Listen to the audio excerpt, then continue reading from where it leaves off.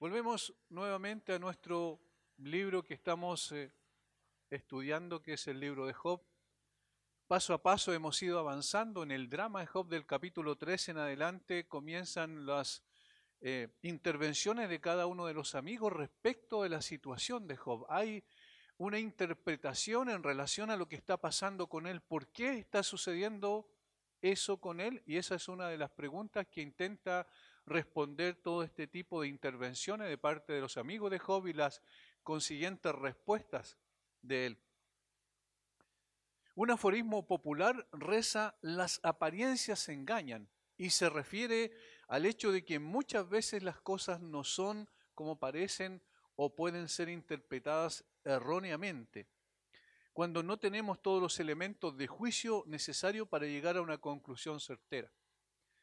Las apariencias engañan porque a veces tenemos lo que está frente a nuestros ojos nada más y lo interpretamos en base a la experiencia, a la tradición, a lo que nosotros hemos vivido y distorsionamos lo que realmente significa. Las apariencias engañan porque fácilmente nosotros se nos puede nublar la vista al poder observar los acontecimientos y darle un sentido que no es el real, no es el que debiesen tener.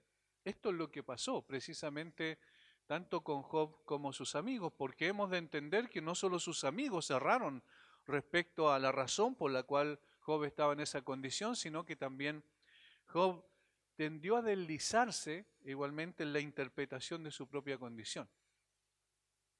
Ahora, en el capítulo 21, Job responde a Zofar y en la última respuesta del segundo ciclo de intervenciones. Y desde aquí en adelante no vamos a ver más a Zofar en el resto del libro. Recuerden lo que él hizo. Dijo que los impíos, en realidad, los incrédulos, son de corta data, es decir, su vida es corta, en cualquier momento se acaba su gozo, su satisfacción. Eso es lo que dicen los primeros versículos del capítulo 20.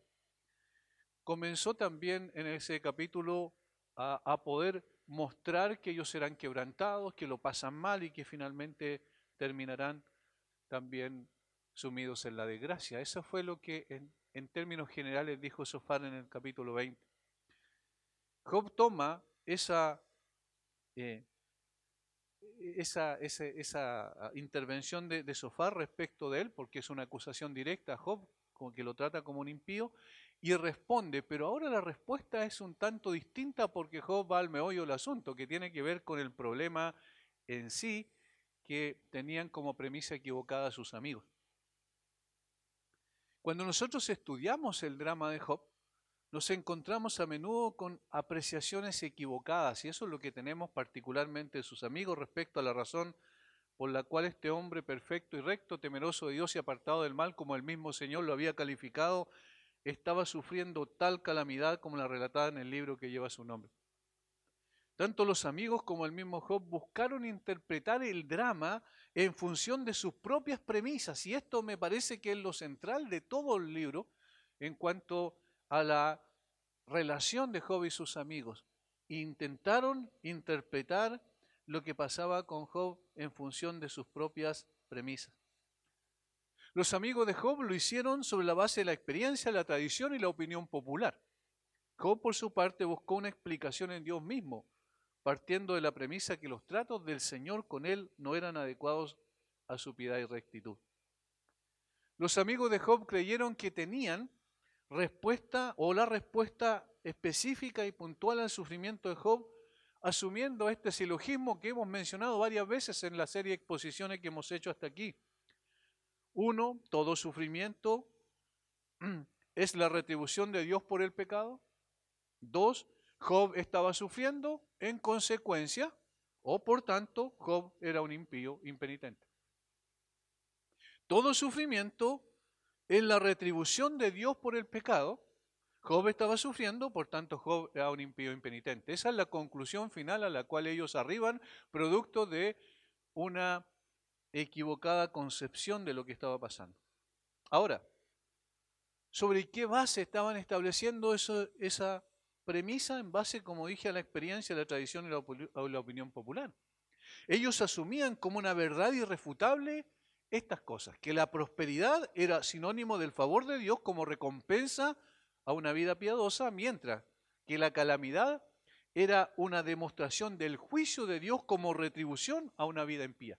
Eso es lo que estaba en la mente de estos hombres. Voy a repetir esto porque me parece que es importante que dejemos claro cuál es la base y el fundamento sobre la cual ellos establecen sus premisas para interpretar lo que estaba pasando con Job. Ellos asumían como una verdad irrefutable que la prosperidad era siempre sinónimo del favor de Dios como una recompensa a una vida piadosa. Y ahí hablamos de la prosperidad y la salud, por supuesto. Mientras que la calamidad era una demostración del juicio de Dios como retribución a una vida impía. Por tanto, el que estaba en calamidad era un impío, el que estaba en prosperidad era un piadoso. De esa manera ellos asumían, hacían esa relación. Job, por su parte, partía de la base que lo que ocurría era injusto, porque él era una persona piadosa que no merecía ese trato de parte de Dios.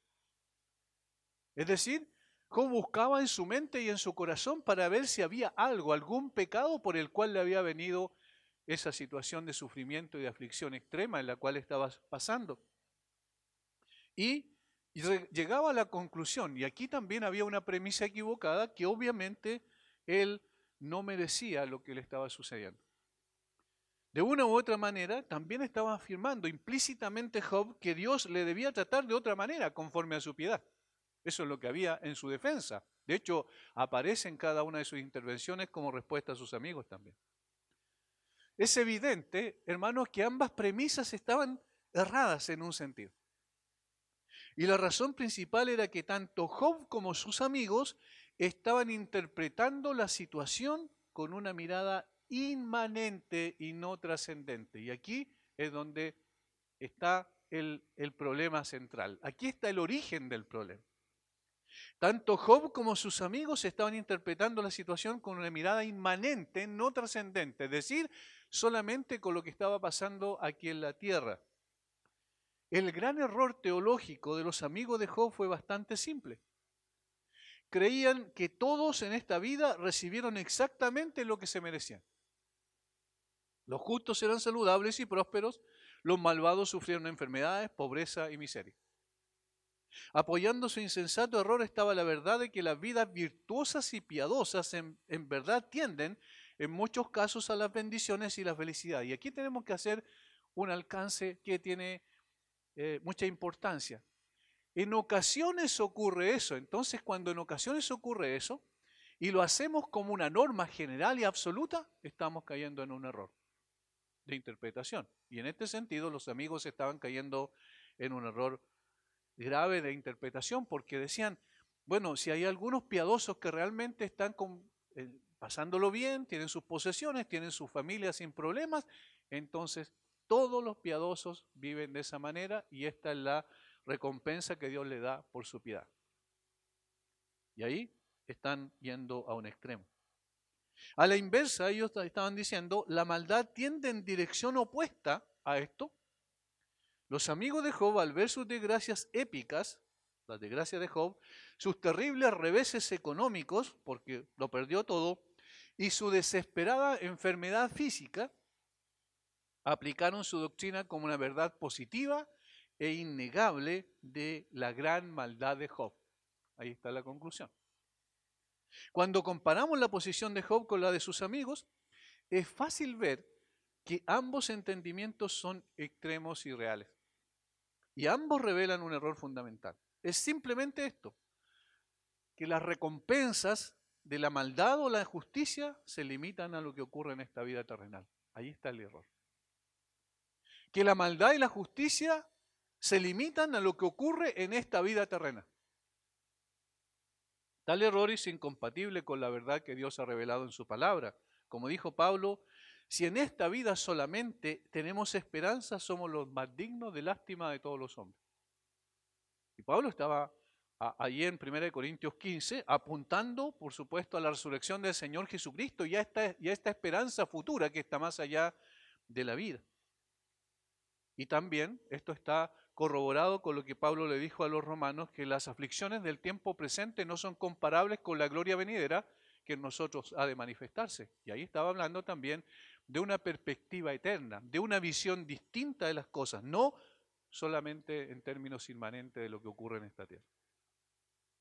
Ahora, la diferencia entre los amigos de Job y Job era bastante grande, porque aunque Job tenía un cuadro incompleto delante de él también, de lo que era el sufrimiento humano, como sus amigos, la gloria de Job, sin embargo, es que a pesar de todo confió en Dios. A pesar de todo siguió esperando en el Señor. Aunque Él me matare, en Él esperaré o en Él confiaré. Allí hay una diferencia radical. Aquí se ve la piedad de un hombre genuinamente sincero respecto de su relación con Dios. No entendía muchas cosas, no sabía por qué estaba sufriendo, seguía buscando explicaciones al cielo y pidiendo explicaciones al cielo, sin embargo, no las encontraba. No obstante, él dijo, aunque Él me matare, en Él esperaré. Es decir, hay una confianza explícita, absoluta en el Señor. Los amigos de Job estaban yendo por otro lado. En un sentido general podemos decir que el aforismo "las apariencias engañan" estaba plenamente justificado en este caso, porque las interpretaciones que ellos hacían eran en base a lo que tenían frente a sus ojos, pero no podían ver más allá porque tenían una mirada solo inmanente y no trascendente. Si nos dejamos llevar por lo que está frente a nuestros ojos y lo interpretamos sin un sentido de trascendencia, vamos a arribar necesariamente a conclusiones equivocadas respecto al sufrimiento. Porque ese es el tema de todo el libro, el sufrimiento. Vamos a interpretar erróneamente las cosas en función de lo que tenemos delante de nuestros ojos, pero no en función de lo que significa realmente la voluntad de Dios para nosotros en esta vida y más allá de esta vida. El capítulo 21, que hoy vamos a entrar a estudiar, consigna la respuesta a la acusación y misericordia de Sofar sobre la maldad de Job y el destino de los impíos. Lo que no es otra cosa que la reiteración de la doctrina de la retribución que todos sus amigos habían usado para acusar a Job.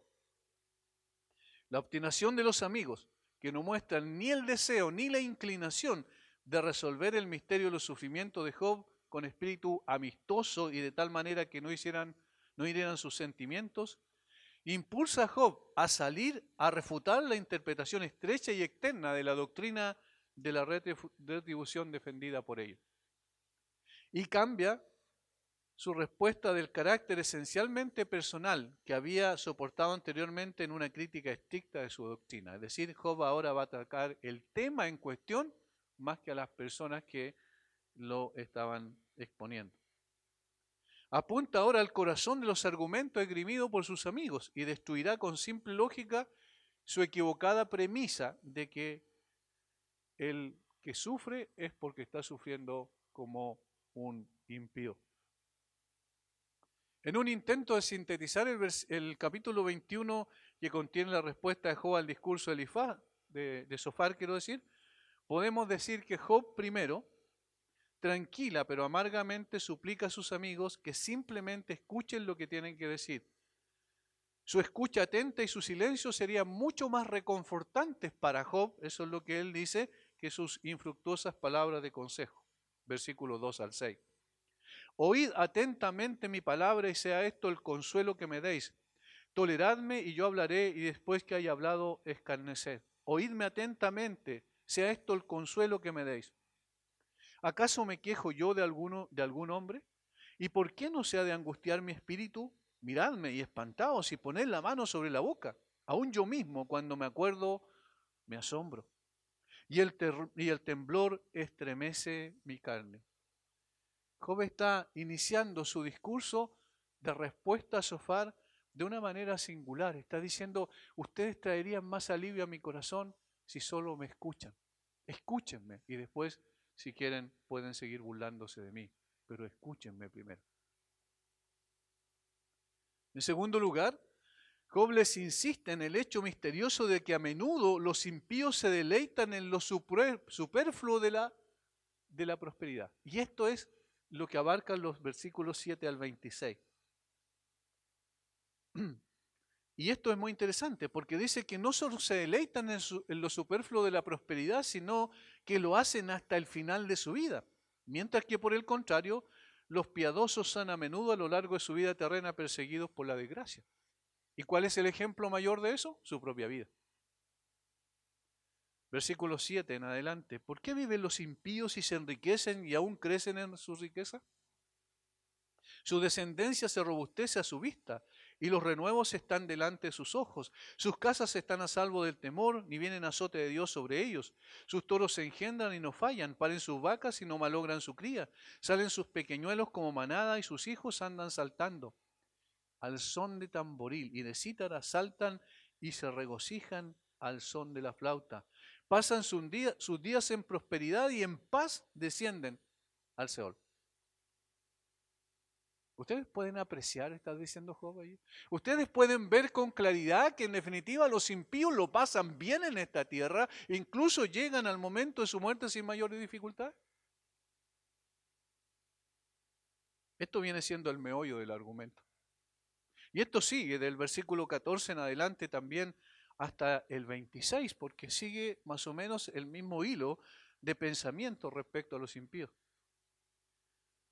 En tercer lugar, en vista de una distribución de la prosperidad y la adversidad tan desigual y tan divergente con el desierto moral de los hombres, fue decididamente injusto, mejor dicho, malicioso y falso por parte de los amigos el comprometerse a tildarlo de malvado a causa de su desgracia. Versículos 27 al 34. Esta es la aplicación, en definitiva, del discurso de Job. Está diciendo del versículo 23 al 26, está comparando dos tipos de personas. Los dos son impíos, pero uno lo pasa bien y otro lo pasa mal. Y dice, si esto es así, en otras palabras, dice Job, ¿cuál es entonces la razón por la cual toman como parámetro de evaluación la riqueza o la prosperidad para poder determinar la moralidad de un hombre? Y entonces, él se queja y acusa duramente, que viene siendo la conclusión de su defensa, que sus amigos se habían equivocado el blanco.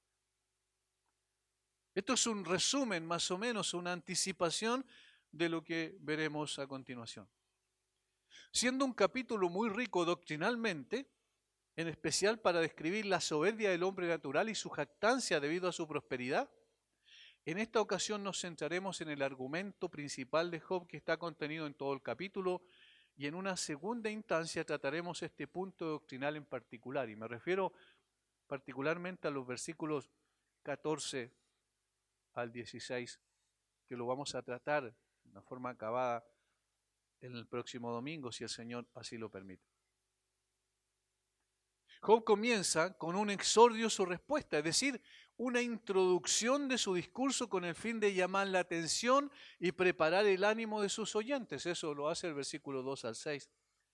La demanda de una audiencia paciente de su reprimenda se dirige específicamente en la segunda mitad a Sofar, cuyo discurso debió de haberlo entristecido particularmente, quien de hecho después de la réplica que ahora hace Job, no tuvo nada más que decir y solo pudo dejar la burla, puesto que en la última serie de intervenciones ya no participa. La singularidad y la trascendencia del discurso de Job respecto a la marcha de la discusión radica en que marca la transición desde el tratamiento predominantemente personal del problema que hasta ahora obtenido por parte de ambos amigos a una discusión que trate de manera más inmediata el tema.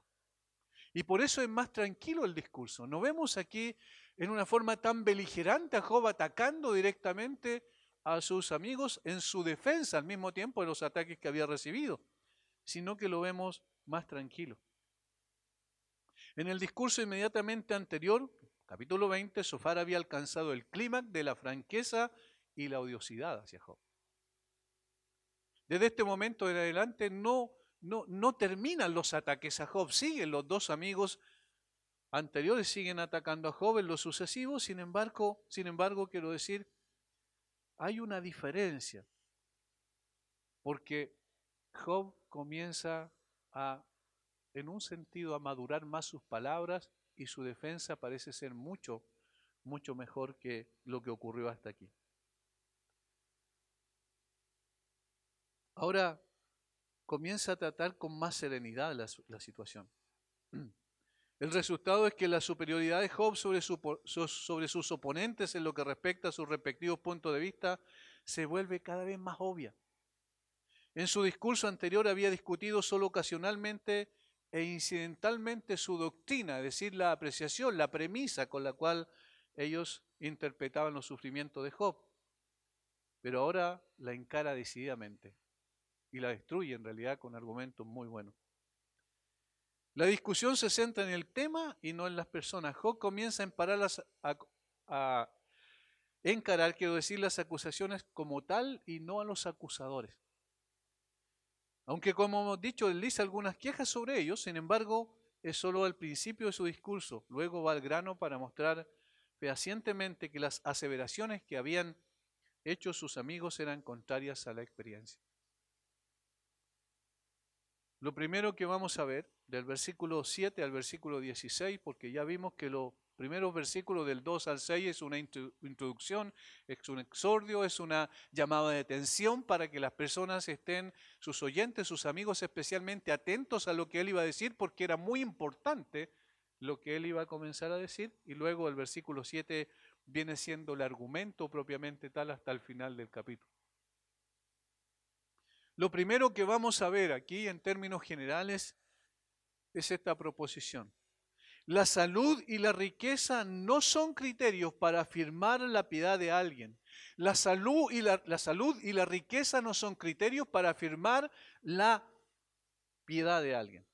Las apariencias engañan. Versículos 7 al 16. Luego de llamar la atención a sus oyentes sobre la importancia de lo que va a decir, Job entra en la materia principal que apunta a dejar en evidencia la falsa premisa de sus amigos respecto a catalogar a alguien de impío o piadoso en función de su salud y prosperidad o riqueza. Como si estas cosas externas fueran un criterio suficiente para determinar su condición esencial. Todo lo que hicieron sus amigos anteriormente en todo su discurso, y cada vez fue más evidente, es mostrar que Job estaba en la calamidad, el sufrimiento y la aflicción porque era un impío, mientras que aquellos que gozaban de prosperidad tenían un carácter de piedad porque habían sido recompensados por Dios, versus aquellos otros que estaban sufriendo, estaban bajo la justa ira de Dios por su impiedad. ¿Qué es lo que estaban haciendo los amigos de Job? En otras palabras, colocando como parámetros de evaluación, como reglas, la riqueza y la salud. Y estaban diciendo, si una persona es rica y es saludable, entonces esa persona está contando con el favor de Dios. Y en consecuencia, estaban catalogando su moralidad. Esta es una persona piadosa. Una pregunta que más que una interrogación es una afirmación, sirve de proposición para comenzar a demostrar lo absurdo de la afirmación de sus amigos, y está en el versículo 7. ¿Por qué viven los impíos y se envejecen y aún crecen en riquezas? Noten la pregunta, que como dije, más que una interrogación es una afirmación. ¿Por qué viven los impíos y se envejecen y aún crecen en riquezas? Y en realidad tú dices que el gozo de los impíos es breve, Sofar. Eso es imposible. Lo que yo veo comúnmente, está diciendo Job, es que lo contrario es lo que ocurre.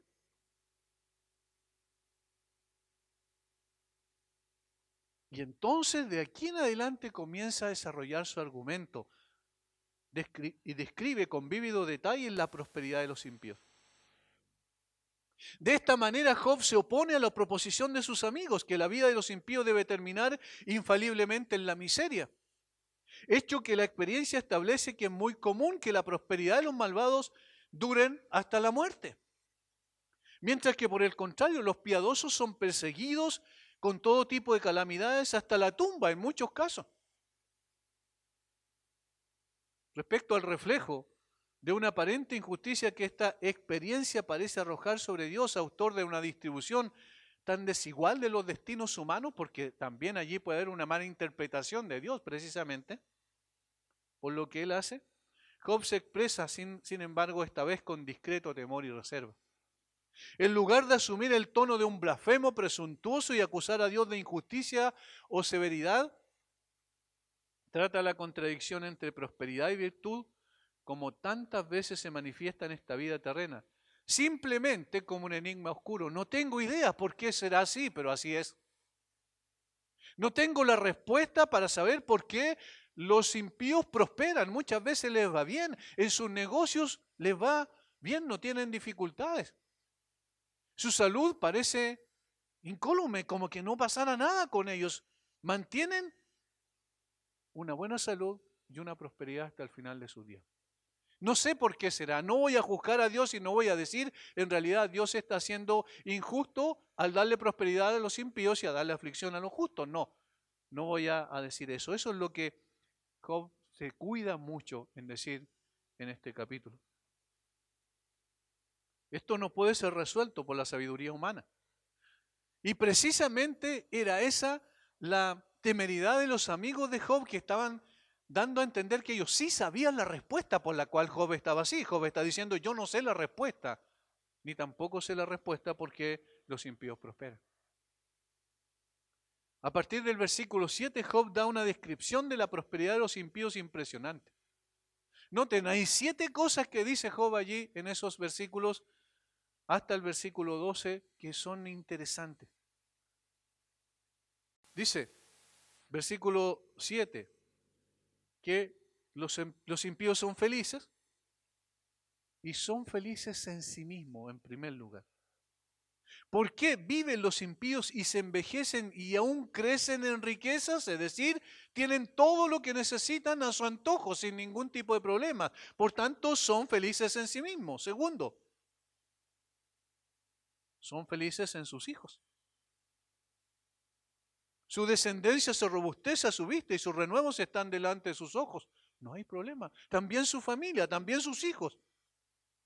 Son felices. Son felices en cuanto a sus casas. Sus casas, versículo 9, están a salvo del temor, ni viene azote de Dios sobre ellos. Miren cómo Job está apuntando también a su situación particular, ¿se dan cuenta? Sus hijos murieron. Su casa fue arrasada. Pero los impíos no, los impíos son felices en sí mismos, en sus hijos, en sus casas. Luego más adelante dice, también en cuanto a sus posesiones, a su ganado. Versículo 10, sus toros se engendran y no fallan, paren sus vacas y no malogran su cría. Salen sus pequeñuelos como manada y sus hijos andan saltando. No hay problema en ellos. Son prósperos en su ganado, en su rebaño. Luego dice que son felices también en cuanto a disfrutar de la vida, en sus satisfacciones. Al son de tamboril y de la cítara, saltan y se regocijan al son de la flauta.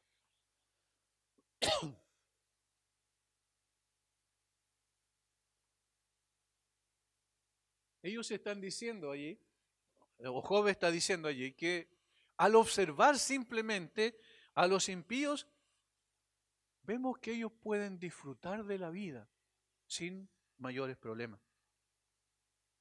Y finalmente pueden morir tranquilos. Versículo 13, pasan sus días en prosperidad y en paz descienden al Seol. ¿Se dan cuenta? Desde la cuna hasta la tumba, estos hombres disfrutan de muchas cosas. Y sin embargo son impíos, es decir, son personas que no tienen ningún deseo de poder buscar a Dios. Y eso lo dice en los versículos 13 en adelante. Es notable lo que Job está diciendo aquí porque está refutando completamente lo que decían sus amigos. Y hermanos, esto nosotros lo podemos ver delante de nuestros ojos, ¿no les parece? Hay personas que viven y mueren en prosperidad sin ningún tipo de problema. Nosotros tenemos a grandes gobernantes del mundo que han hecho eso y son impíos absolutamente, muchos de ellos ateos. No tienen ninguna intención de buscar a Dios, no tienen ningún respeto por Dios y su palabra, no tienen ningún respeto por los principios que Dios ha establecido. Se burlan, se ríen, empuñan la mano contra el cielo. Y sin embargo, prosperan. Por tanto, la afirmación de los amigos de Job está totalmente equivocada. ¿Qué debemos tener en cuenta para no equivocarnos en cuanto a Dios y la virtud cuando vemos a los impíos prosperar y a los piadosos afligidos? Si el mismo Job retrocedió ante tal visión, ¿quién puede culparlo a él? Un sufriente probado y con un conocimiento imperfecto de Dios. Claro, él todavía no tenía claridad respecto a la vida futura, no tenía una apreciación tan clara y nítida como la que nosotros tenemos porque tenemos toda la Biblia. Entonces, si de alguna manera, tanto Job como sus amigos fallaron en el fondo en el interpretar correctamente las cosas, Job menos que sus amigos, por supuesto, nosotros como creyentes en el día de hoy no tenemos excusa al respecto. Nosotros podemos y debemos protegernos de tales dudas, porque sabemos que según el decreto soberano de Dios, estas cosas son importantes. La prosperidad exterior a menudo no tiene relación con el valor moral de un hombre. La prosperidad exterior a menudo no tiene relación con el valor moral de un hombre. Las cosas buenas de este mundo no harán feliz al hombre por mucho tiempo. Y podríamos hacer una enumeración para tener más claridad respecto a lo que estamos diciendo.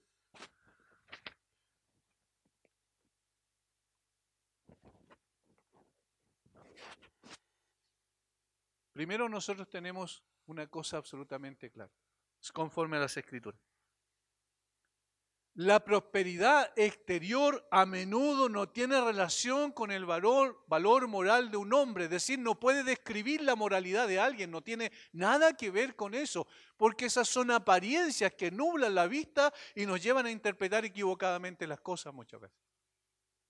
El hombre bueno prospera, el hombre malo sufre. No, no es así. En segundo lugar, que las cosas buenas de este mundo no harán feliz al hombre por mucho tiempo.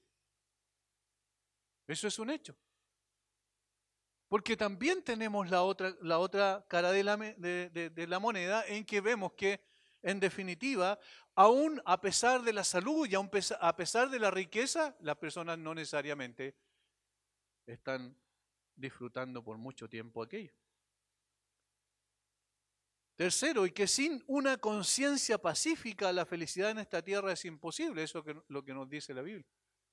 Es decir, sin una conciencia en paz con Dios, ese es el sentido. Porque finalmente, ¿dónde terminan todas las esperanzas de un hombre que solo confía en la riqueza y la salud? ¿Dónde terminan? En la nada. Tal como se dice, no sé si es historia o es leyenda, pero que Alejandro Magno pidió que cuando los sepultaran en un sarcófago, pero que hicieran 2 huecos en sus costados para sacar sus manos. Y cuando le preguntaron por qué razón él estaba pidiendo eso, y él dijo simplemente porque quiero que sepa todo el mundo que el hombre que llevó el cetro más importante como gobernante de prácticamente todo el mundo conocido, al morir no llevó absolutamente nada en sus manos. Es decir, un hombre que no era un creyente, obviamente, que era un pagano, sin embargo, él consideró una cosa lógica y que nosotros podemos observar siempre, que cuando nos vamos con las manos abiertas, porque no tenemos nada en ellas.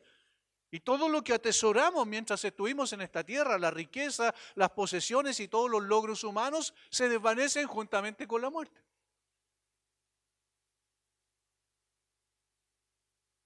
Por tanto, la prosperidad, con frecuencia la prosperidad terrenal de la que disfrutan los impíos, en realidad llega a ser el medio de su castigo. Porque como dijo alguien, entre más se elevan, más fuerte van a caer. Que el lugar de la retribución no está en este mundo, y ese es el punto aquí. El lugar de la retribución y del castigo y el justo juicio de Dios no está necesariamente en este mundo. No porque Dios sea injusto, sino porque Dios los preserva para la ira venidera. Y que Dios, cuyos consejos no podemos penetrar, sin duda compensará a los piadosos, sufridores por sus pérdidas terrenales, y juzgará y condenará a los impíos. Eso sí lo sabemos nosotros porque tenemos el cuadro completo. Por tanto, tenemos que tener mucho cuidado con asumir cosas y preasumir cosas que son absolutamente erradas en base a las apariencias que tenemos delante de nosotros. Las riquezas y la salud son nebulosas que nos engañan, que no nos permiten ver con claridad e interpretar adecuadamente la realidad. Más aún, la condición moral de una persona y la relación con Dios. Estas cosas, la salud y la riqueza, nos llevan fácilmente a considerar que cuando éstas están presentes en nuestras vidas, entonces significan que Dios nos es propicio. Ah, Dios ha sido bueno, Dios me ha bendecido porque prosperé en esto o en esto otro.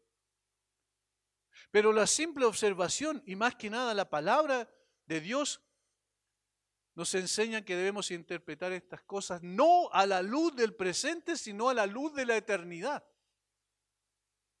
Y no hay tiempo ahora para revisar el Salmo 73, pero si ustedes lo revisan en sus casas posteriormente, se van a dar cuenta que eso es precisamente lo que hizo el salmista.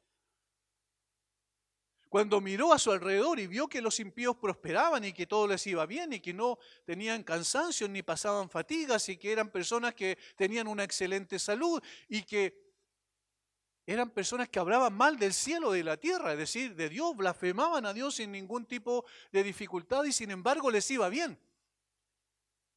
Y dice él, por poco se deslizaron mis pasos, dice el salmista en el Salmo 73. Por poco me fui del camino correcto. En un momento dado llega a decir, parece que en vano he limpiado mis manos en inocencia. Hasta que entré en el santuario de Dios, dice él. Y comprendí el fin de ellos. ¿Notan la diferencia? Empezó a ver las cosas de ese momento en adelante en un sentido de la contemplación de la eternidad, de lo que realmente pasa más allá de la muerte. Por eso es que nunca, nunca la riqueza y la salud van a ser parámetros suficientes para definir nuestra condición espiritual y moral. Las riquezas y la salud son una especie de placebos que llevan al hombre a pensar que la vida consiste en ello y nada más que en ello. Y que el éxito real de un ser humano es lograr precisamente aquello.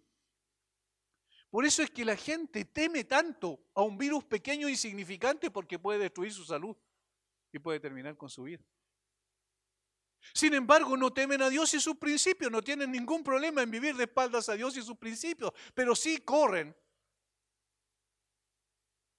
cuando la prensa dice que hay un virus que puede destruir al hombre. La riqueza y la salud han sido quizás las cosas que más ha buscado el hombre durante toda su vida. Desde el momento de nacer parece que viene en su corazón, por supuesto, pecaminoso, con esa intención de poder llegar a lograr estas cosas. Por esa razón, hermanos, es que la oferta de la prosperidad es un gran atractivo que llevó a tantas personas a buscar asiduamente a los promotores del famoso evangelio, mal llamado evangelio de la prosperidad. ¿Dónde prendió mucho más esa filosofía nefasta? En Latinoamérica. ¿Por qué? Porque Latinoamérica es un continente que durante su historia ha estado en la mayor parte del tiempo sumido en la pobreza y la miseria.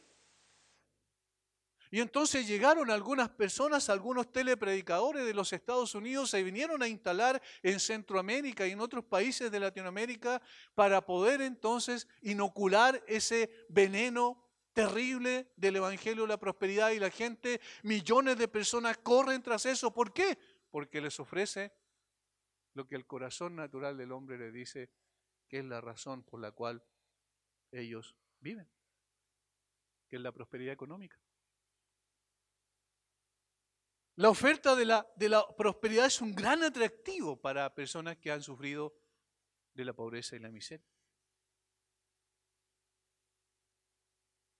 Y entonces llegaron algunas personas donde disfrazaron esa ambición de evangelio y trajeron un falso evangelio y lo propagaron por todas partes y le dijeron, Dios quiere que tú seas rico, si tú eres hijo de Dios, tú tienes que vivir digno como un hijo de rey.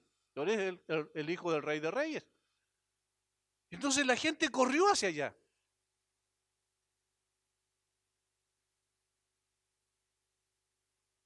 Dios te ofrece prosperidad ilimitada y salud ilimitada. Hermanos, estas cosas son apariencias que engañan cuando se trata de evaluar la vida de una persona. La vida de una persona no consiste en su prosperidad material, no consiste en su salud. Y Job le estaba diciendo a sus amigos, ustedes están completamente equivocados porque yo he visto impíos prosperar y a justos sufriendo. Y nosotros también lo podemos afirmar igualmente con Job. Y la palabra de Dios nos dice eso también. El mismo Señor Jesucristo, el Rey de Reyes y Señor de Señores, el soberano del universo, vino, se hizo hombre, vino, participó de un mundo miserable, terrible, cruel. Lo aborrecieron completamente, vivió en la pobreza y finalmente lo pusieron en una cruz. Si evaluáramos la vida de Dios, de Jesús en función de eso, entonces tendríamos que llegar a las conclusiones de Zofar y del resto de sus amigos. Un absurdo total, totalmente fuera de lugar.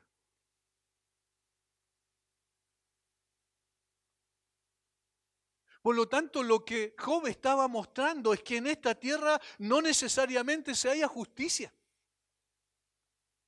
No necesariamente se haya justicia. Y ahí hay tantas implicancias de esto, podríamos hablar otra vez del Evangelio de la justicia social, que también es una farsa, porque obviamente en esta vida no va a haber justicia plena, a no ser de que se reconcilien con Él, con el Señor de la justicia. A no ser de que se reconcilien con el justo. En esta vida frecuentemente el impío prospera y el justo sufre. El juicio en la otra vida es la única retribución para mucha impiedad que aparentemente triunfa. La Biblia enseña esto en ambos testamentos y nos pasaríamos toda la mañana hablando sobre esos textos. Salmo 9, 17, Isaías 5, 14 y 15, Mateo 7, 13, 2 Tesalonicenses 1, 8 y 9, para mencionar solamente algunos versículos donde se habla frecuentemente de esto. No hay retribución muchas veces en esta tierra en función de lo que hacemos o no hacemos. Ahora es notable cómo Job remata su contraargumento con la descripción espiritual y moral de aquellos que prosperan. Versículos 14, 13 en adelante. Pasan sus días en prosperidad y en paz descienden al Seol. ¿Y quiénes son estos? Y ahora los describe. Dicen pues a Dios, apártate de nosotros porque no queremos el conocimiento de tus caminos. ¿Quién es el Todopoderoso para que le sirvamos y de qué nos aprovechará que oremos a Él? He aquí su bien no está en manos de ellos.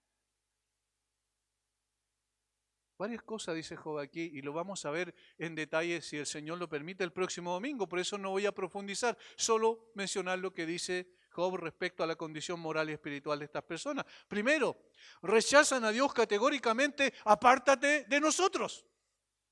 No queremos saber nada de ti, no nos importan tus principios y tu palabra. Rechazan el conocimiento de la palabra de Dios. No queremos el conocimiento de tus caminos, no nos interesa. Qué descripción de la sociedad secular en la cual vivimos, ¿verdad? Se resisten a reconocer a Dios como tal y servirle. ¿Quién es el Todopoderoso? ¿Para que le sirvamos? ¿Quién es el Todopoderoso?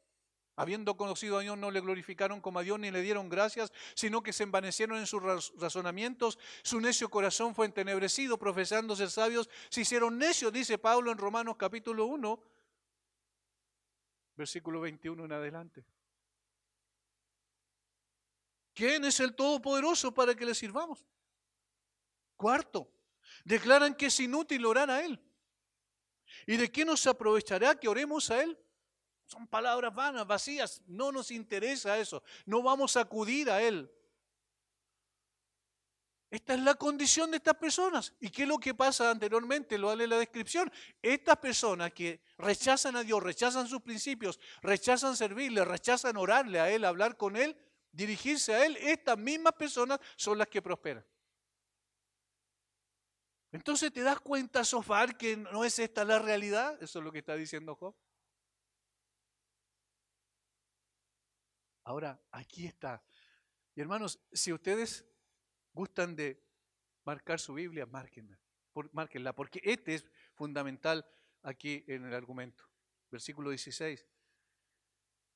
Y aquí que su bien no está en mano de ellos, y aquí está la clave. El consejo de los impíos lejos esté de mí. Y esto marca la diferencia de Job. El consejo de los impíos lejos esté de mí. Por tanto, si ustedes me tratan de impíos, están equivocados, porque obviamente yo no quiero saber nada con este tipo de personas. No son mis amigos, no son mi compañía. Yo no disfruto con ellos en absoluto. Al contrario, yo quiero estar lejos de ellos. Hermanos, así habla un creyente genuino. Así habla un creyente genuino. Ven con nosotros, dicen los impíos, y haz lo que nosotros hacemos y mira cómo vas a prosperar. Y el creyente dice, tus consejos estén lejos de mí, no quiero saber nada de ellos.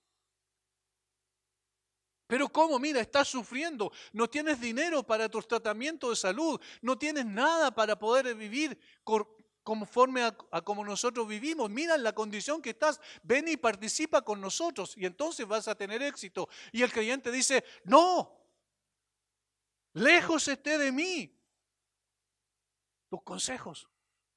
No quiero saber nada de ellos. Soy un hombre de Dios, soy una persona que Dios salvó por su gracia, soy una persona agradecida del Señor y voy a vivir, aunque Él me matare, en Él esperaré.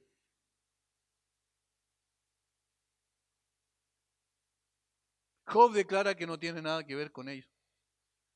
Esto es radicalmente distinto, contrario a lo que Sofar dijo de Job. No, hermanos, aquí está la clave. Un verdadero creyente no tiene nada en común con los impíos. Nada en común con los impíos. Y un verdadero creyente no interpreta la condición moral y espiritual de una persona en función de las riquezas y la prosperidad, porque esa no es un parámetro correcto.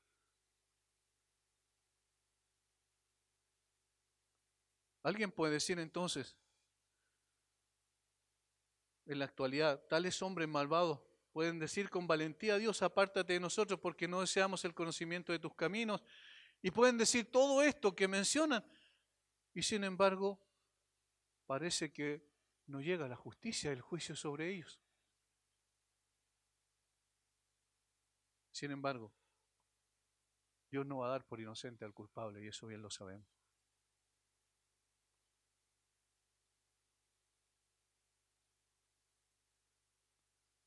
En segundo lugar, Job va a decir que la forma en que mueren los hombres tampoco es criterio para definir la condición moral. Es decir, si mueren en la prosperidad o mueren en la pobreza, no es criterio para definir la condición moral de ellos. Esta es otra apariencia que engaña. Job pregunta, ¿con qué frecuencia se apagará o se apaga la lámpara de los impíos? Versículo 17. Una cosa aquí que no puedo explicarla con mayor detalle porque se me está yendo el tiempo. El versículo 17 hasta el versículo 20 son puras frases interrogativas, más que frases que afirman algo.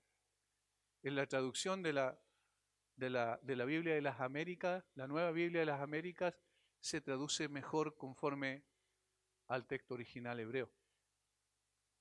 No es que Job esté afirmando aquí algunas cosas, porque parecería una contradicción con lo que acaba de decir. Notemos. Oh, cuántas veces la lámpara de los impíos es apagada y viene sobre ellos su quebranto y Dios en su ira les reparte dolores. Aquí, más que signos de exclamación, debería traducirse con interrogación. ¿O cuántas veces la lámpara de los impíos es apagada y viene sobre ellos su quebranto y Dios en su ira les reparte dolores? ¿Cuántas veces es eso? Muy pocas veces. Esa es la respuesta. Serán como la paja delante del viento y como el tamo que arrebata el torbellino. ¿Cuándo? ¿En qué momento? Dios guardará para los hijos de ellos su violencia, le dará su pago para que conozca. Pero ¿qué les importa a ellos lo que pase con sus hijos si ellos ya no estarán? Ese es el sentido de lo que está diciendo.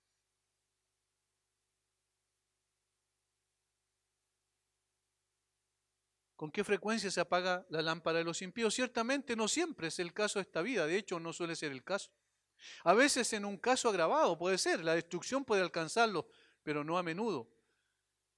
Pueden ser como paja ante el viento y por tanto finalmente arrastrados por la muerte, pero el juicio actual no parece llevarse a cabo con frecuencia.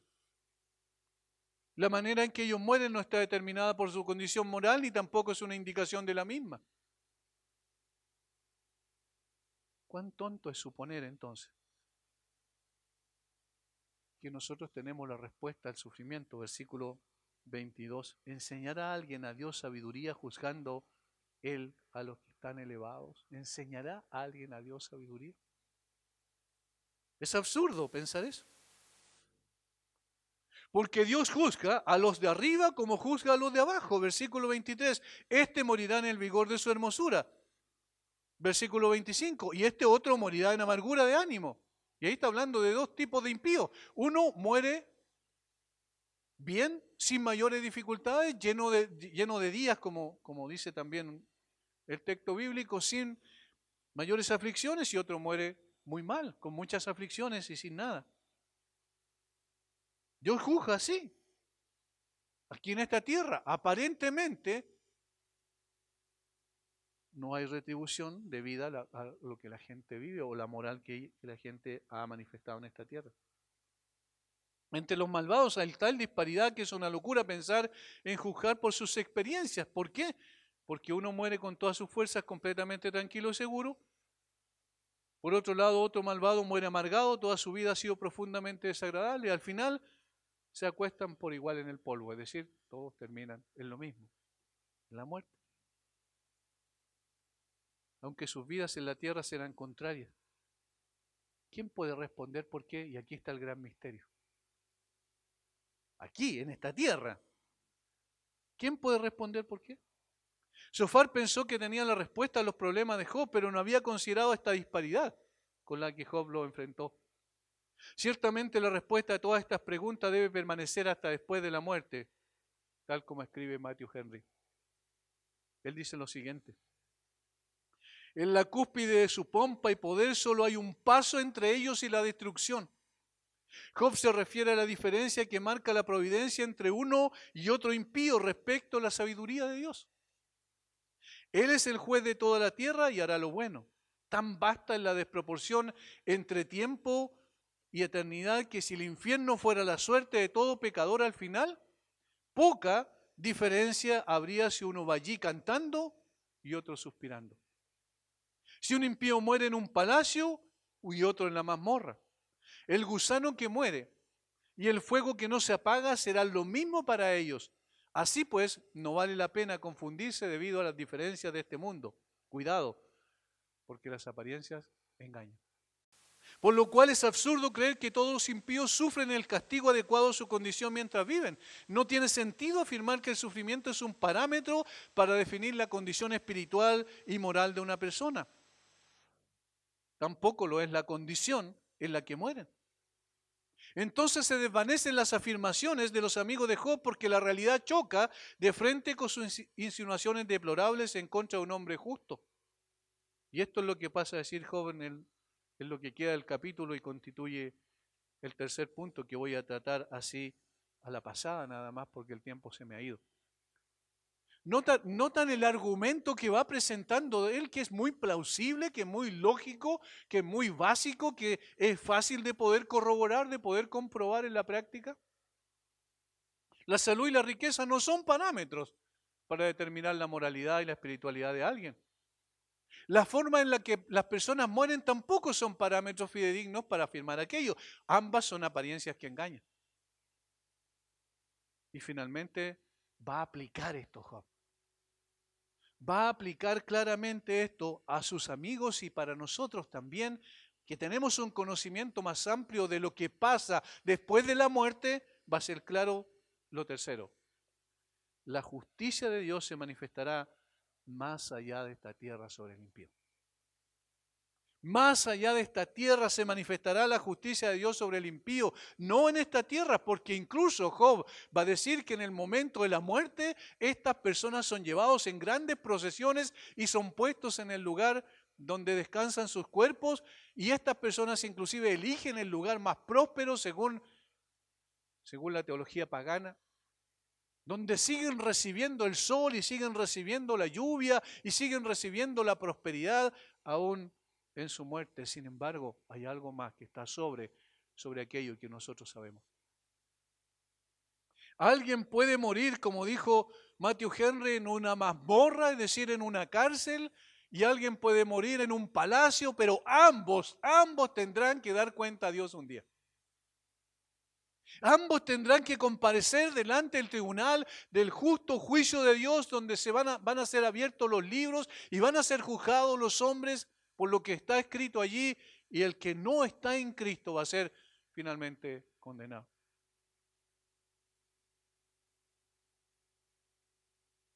Los criterios que usamos, hermanos, para evaluar a las personas y el favor o el castigo de Dios sobre ellos, carecen de comprensión de la sabiduría de Dios cuando nosotros empezamos a dar respuestas equivocadas, a establecer premisas erróneas para poder determinar la moralidad y espiritualidad de una persona. Sofar y sus amigos se dejaron llevar por lo que ocurría en esta vida con las personas para afirmar que estaban o bajo la bendición de Dios o bajo la ira de Dios. Que había una ley inviolable de retribución en esta tierra. Sin embargo, Job explica que el impío no solo prospera y disfruta de la misma, sino también puede empuñar su mano contra el cielo para desafiar a Dios y seguir su camino, aparentemente victorioso hasta su misma muerte. Matthew Henry, otra vez lo cito, dice: el pecador tendrá un funeral espléndido. Triste cosa, por supuesto, es para alguien que se enorgullezca ante esta perspectiva. ¿No han escuchado esa frase cuando es, oh, que la gente cuánto lo quería? Miren cuánta gente fue al funeral. Miren todos los honores que le rendieron ahí. ¿Y qué importa eso? Él tendrá, dice Henry, un majestuoso monumento. Esa es la palabra allí un poco extraña que dice túmulo. Túmulo significa un monumento. Un valle con arroyos de agua para mantener verde el prado era considerado un lugar honroso, sepultura entre los pueblos orientales. Vemos a los egipcios, donde encontraron la mayor parte de las tumbas. ¿Cómo se llama el lugar más famoso? El Valle de los Reyes. En los valles eran sepultados porque ese era el lugar donde seguían supuestamente recibiendo el sol y recibiendo la lluvia, que para ellos era símbolo de prosperidad. Pero tales cosas son distinciones vanas, no tienen ninguna importancia. La muerte pone fin a esa prosperidad. Pone pobre consuelo al morir es que otros han muerto antes que nosotros y que nosotros vamos a llevar una gran procesión en el momento de llevar nuestro cuerpo. ¿Qué importa la belleza de una cripta al final? No importa nada de eso. ¿Qué importa lo hermoso que se vea un mausoleo en el cementerio? No importa nada. Lo único que importa es que un día vas a tener que comparecer delante del Señor de los señores. Y aunque hayas desechado sus principios, aunque hayas dicho no me importan tus consejos, aunque hayas dicho ¿qué me importa el Todopoderoso? Yo no creo que exista, no me interesa eso, vivo de acuerdo a mis propios propósitos y parámetros. Un día vas a tener que dar cuenta a Dios, eso es lo único que importa. Toda la pompa, toda la prosperidad, la forma en que vivimos, la forma en que morimos, no necesariamente muestran, y nunca, la mayor parte de las veces, podríamos decir prácticamente nunca, nosotros podemos engañarnos por estas apariencias que no nos permiten ver con claridad lo que pasa más allá de la muerte. Debemos ir a la palabra y debemos decir, Señor, yo quiero también decir como David, en tu presencia hay plenitud de gozo, delicias a tu diestra para siempre. Y todo aquel que está en Cristo lo va a poder decir claramente. Y todo aquel que no está en Cristo nunca va a poder decir eso, porque el lugar de amor cuando vea al Señor va a sentir terror. Porque va a ser enviado al lugar donde el gusano de ellos no muere, el fuego nunca se apaga. Y eso es lo terrible. No importa la prosperidad y la salud, importa estar en Cristo, porque eso es lo único que en el momento de la muerte va a tener sentido. El Señor nos ayude para no ser engañados por las apariencias y poder interpretar las cosas en función de lo que Dios ha revelado para nosotros. Padre, una vez más te damos gracias por tu palabra, gracias por aclararnos cuántas cosas erróneas, Señor, que establecemos como premisas en la interpretación del sufrimiento o de la prosperidad y de la salud. Danos de tu gracia cada día para no cerrar los ojos ante estas realidades eternas que son las que realmente importan. Ayúdanos a vivir aferrados a ti, sostenidos por tu gracia y seguros de que si nuestra vida está escondida con Cristo en Dios, estamos seguros y somos felices para siempre. No una satisfacción momentánea como la que los impíos tienen en esta tierra, sino una eterna, permanente, junto a ti, Señor. Gracias por hablarnos a través de esta palabra tuya esta mañana. Bendice a mis hermanos en el nombre de Jesús.